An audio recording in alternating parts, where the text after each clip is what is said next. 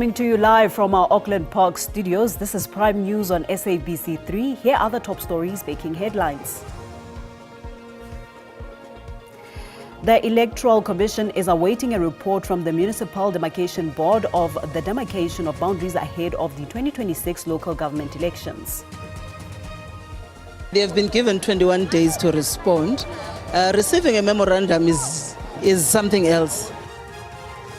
Teachers Union Satu says it has given the National Treasury and the Department of Basic Education 21 days to respond to its memorandum of demands.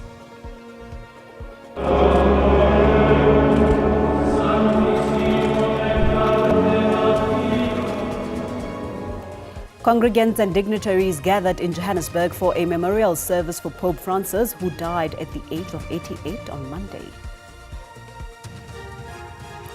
Good evening and welcome to Prime News on 3. A pleasure it is to be in your company this evening. I am Paulette Now.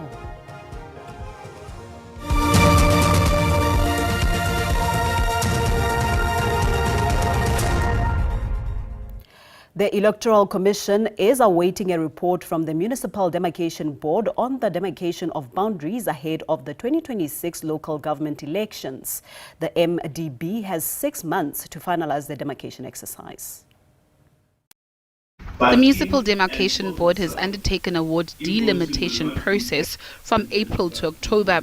This process entails the board calculating the number of wards in each municipality, with the number of wards equal to the number of ward councillors in the 8 metros and local councils. Thereafter, the MDB will hand over the ward boundaries to the Electoral Commission. The number of wards are determined on the basis of the number of councillors determined. For example, if a municipality has 20 councillors determined, the law provides that half of those councillors must represent wards.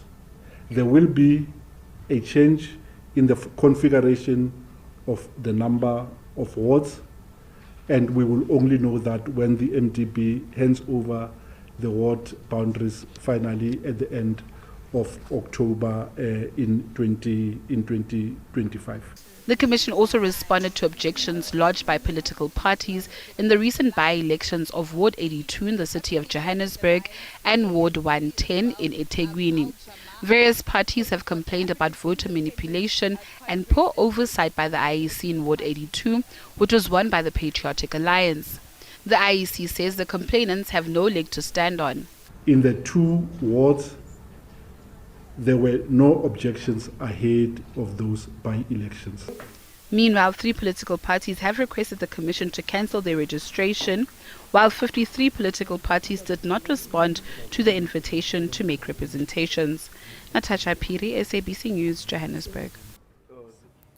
Teachers Union Satu says it has given the National Treasury and the Department of Basic Education 21 days to respond to its memorandum of demands. It follows the union's march to Pretoria against austerity measures implemented by government departments. They have been given 21 days to respond. Receiving a memorandum is something else. Acting to the issues that are in the memorandum is a complete different engagement altogether. And we are hopeful that this is not just an exercise that we have taken, kilometers of walk just because we want to gather. No, we are here to send a message. We are here on very, very critical issues that are not just affecting teachers. These issues are issues that are core to our society. We are talking about the future of our kids. We are talking about the future of an African child in particular. The issue that Satu has brought to Treasury, to basic education, to higher education, are issues that we have been dealing with for over 3 decades. The issue of overcrowded classrooms. And if you put austerity in that, you are putting a spanner on the works. You're stopping everything. Deputy Health Minister Joe Phaahla believes there is no connection between the fire that broke out at Tbisa Hospital today and the one that occurred over the weekend. Phaahla visited the hospital to evaluate the damage caused to the facility's filing room and to discuss recovery plans. The cause of the fire, both in the accident and emergency and the OPD, and also the filing department is still a matter of investigation.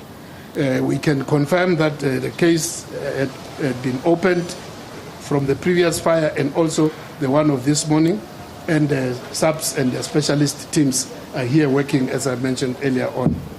So from our side, from the health sector, from the health department, we want to just appeal for calmness in these very difficult times, especially for the people of Tbisa who are using this facility.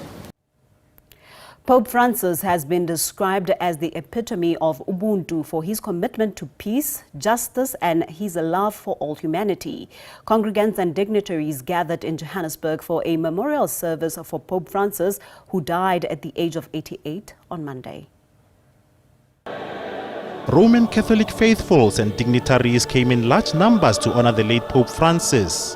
This after he succumbed to stroke and a subsequent heart failure following a struggle with a long illness related to lung infection this past Easter Monday. Before departing for Rome to join other cardinals, Archbishop to Johannesburg Archdiocese, Stephen Cardinal Brislin honored the late Pope. Cardinal Joshyn Smith chose, as is the custom in the Catholic Church, the name of a saint by which he would be known in his papacy. He chose Saint Francis, the 12th century saint, who is renowned for his life of poverty, his concern for the sick and the poor. Parishioners who braved Wednesday morning's chilly weather to be part of the memorial mass credited Pope Francis for making the church more inclusive. There was this law that no one is supposed to enter to receive communion if, like from marriage, if a result of divorce, if a result of a reject from a marriage is, you can come to church and enter. But he came in the Catholic Church and he was like, okay, it's fine, all of you are forgiven, come to Jesus and continue. The late pontiff's passing got Catholics guessing who will replace him and whether the replacement will have same values. Pope Francis was another Pope who came following Benedict and said, how do we believe? How do we live our faith? Whether the Pope is from the north or the south or the east or the west, the Church will welcome that Pope. Requested to be buried at St. Mary's Major Basilica instead of the St. Peter's Basilica at the heart of Rome, as was the norm. Offense Estimo, SABC News, Johannesburg.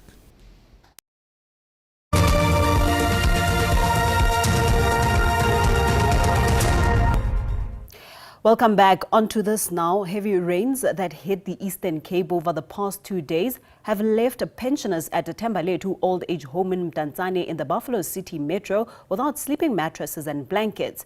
The rainfall resulted in flooding and extensive damage to the home. This old age home houses 40 pensioners with different health conditions. They say the roof of the house is unable to withstand heavy rainfall, and residents fear that the current condition of the home places their health at risk. It affects us a lot. The roofs leak, so our beds are wet. We seek refuge next door. Thembaletu Old Age Home owner fears that with more rainfall expected this week, the home may experience more damage. Because it's such an inconvenience to congest them in one bed, they're going to infect each other. Some are sick, some are very old. NGO Gift of the Givers has donated blankets and mattresses as a temporary solution to the home due to their financial situation. Gift of the Givers are working with Thembaletu Old Age Home, and sadly they are not funded at the current moment. They solely depend on the social grants of these elderly. After the food purchases are done, whatever change is left they have to use to try and do maintenance, which is really not a lot. The Buffalo City Metro was not available to comment on possible plans to assist flood victims in the metro, but with more rain expected throughout this week, Gift of the Givers says it will visit various areas in the metro to offer assistance. City Mfegu, SABC News, East London. 4 prison warders from Mangaung Correctional Center in Bloemfontein have been charged with murder and assault following the death of an inmate, Mpom Kumbeni. Mojalefa Marman, Cedric Motsabi, Lebogang Martins and Buitumelo Moy appeared briefly in the Bloemfontein Magistrate Court after they were arrested on Tuesday.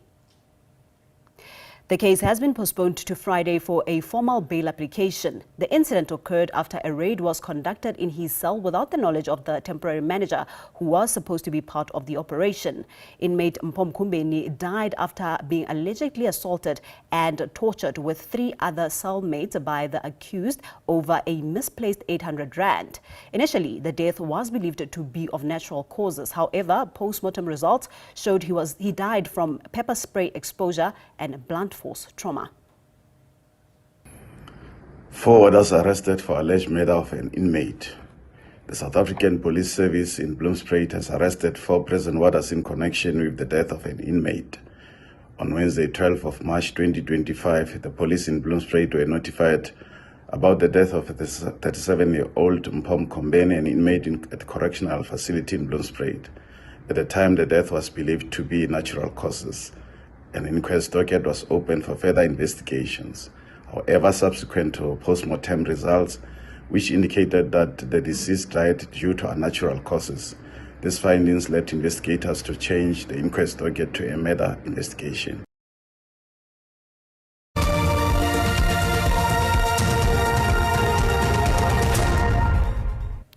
Closing arguments in the Joshyn Smith kidnapping and human trafficking trial are expected to commence in the Western Cape High Court next Tuesday. This comes after the accused decided to close their cases without testifying or calling witnesses. Opting not to tell their side of the story or answer to the state's case that they were involved in the child's disappearance. Mr. Pollis will make use of his right to remain silent in terms of the Constitution, Section 35(3)H, which guarantees every accused person the right to a fair trial, which includes the right to be presumed innocent, the right to remain silent, and the right not to testify during proceedings. After a short adjournment, Kelly Smith's defence indicated the same. Earlier, Smith and Stefano van Rijn unsuccessfully applied for a Section 174 discharge after the state closed its case. My Lord, the state had relied on various and numerous witnesses in an attempt to prove its case. However, with regard to the offence of human trafficking, there was only one witness, Laurentia Lombard, who could testify in that regard. The state held a different view. You cannot only look at the evidence of Laurentia Lombard in isolation. My respectful submission is yes, I concede there is criticism against what she testified, and the court will carefully evaluate that. But, my Lord, it's the state's submission that there is that golden thread of truth running through her testimony. Laurentia Lombard, a former accused turned state witness, testified that Smith told her that she sold the child to a Sangoma for 20,000 rand.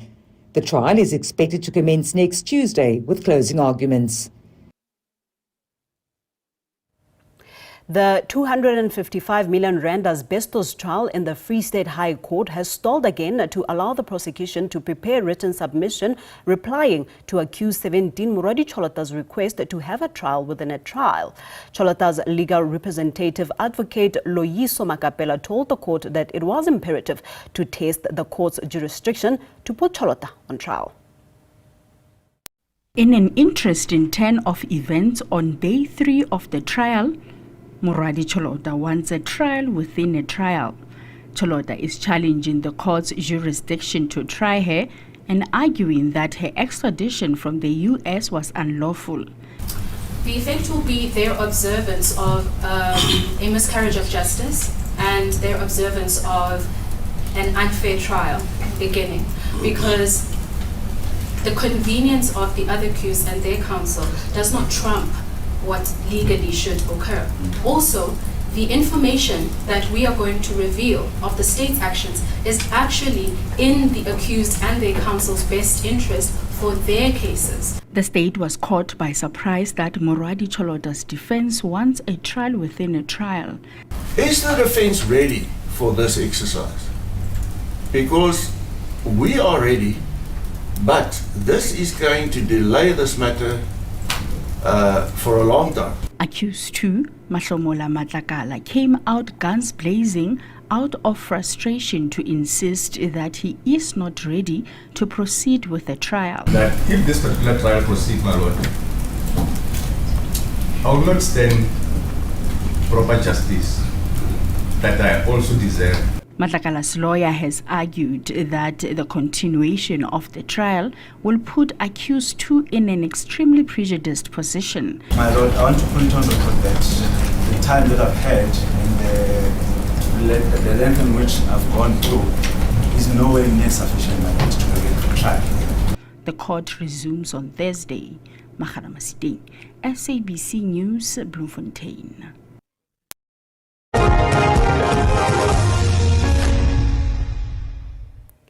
The president of the Confederation of African Football, Patrice Motsepe, says the 9 African nations that will compete at the 2026 FIFA World Cup will be warmly received, especially in the United States, who will co-host with Mexico and Canada. This amid growing tensions and diplomatic standoffs between the United States and some African countries, including South Africa. Tensions between the United States government and some African countries have been growing since Donald Trump took office for a second time in the United States. And with major policy changes happening under the Trump administration and their posture against Africa, there are concerns relations could worsen. For the first time, 9 African teams will represent the continent at the global showpiece. There's a lot of good work that Gianni Infantino has been doing. I sometimes get exposed to what he's been doing, spending a lot of time in America. But what I also like is there's a deep commitment by all of those countries to welcome the world and to make sure that they enjoy watching their national teams and those who don't have national teams.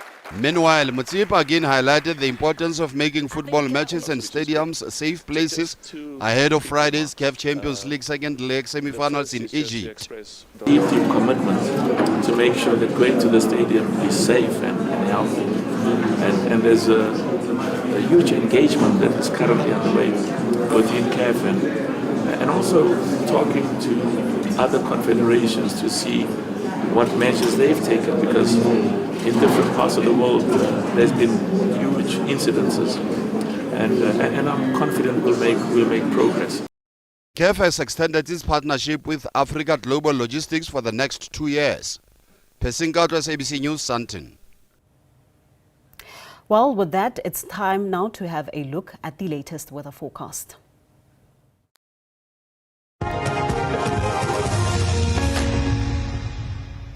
Thank you very much and a very warm welcome to the weather desk. Let's take a look at those conditions over the country. Let's start looking at tonight's conditions. We have that trough sitting over that interior of the country, still causing up to 80% chance of showers and thunderstorms showers as we move towards the northwest, stretching into Gauteng all the way into KwaZulu-Natal. Also expecting some snowfalls over parts of Lesotho, over the high-lying areas, meaning that it is not disrupted, only expected over the mountain tips, over those areas for tonight. Moving on to tomorrow's conditions, we start to see that 80% chance of showers and thunderstorms showers now moving into Gauteng, that's certain parts of Limpopo, Mpumalanga, KwaZulu-Natal, and into that interior of the Eastern Cape. Snowfalls still expected over the mountain tips over Lesotho for tomorrow. It is going to be a cloudy day as we move towards that interior of the Western Cape, and also some morning fog patches over that coast, especially over Alexander Bay, Springbok, stretching all the way into Ferendal and also George. That's where visibility will be reduced over those places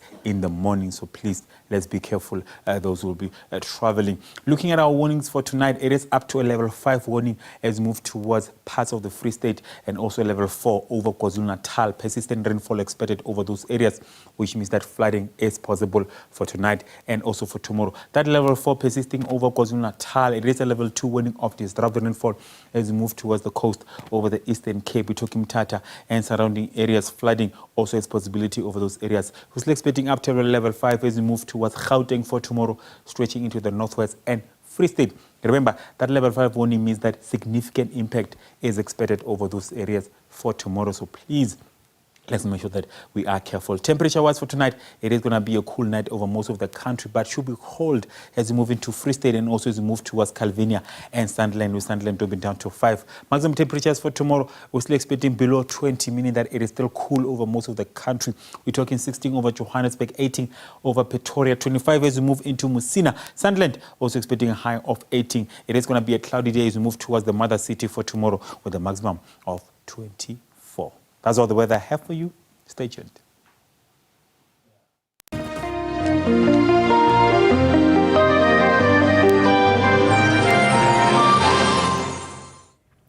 That concludes our time together this evening. Much gratitude for joining us. Until next time, it's good night and God bless.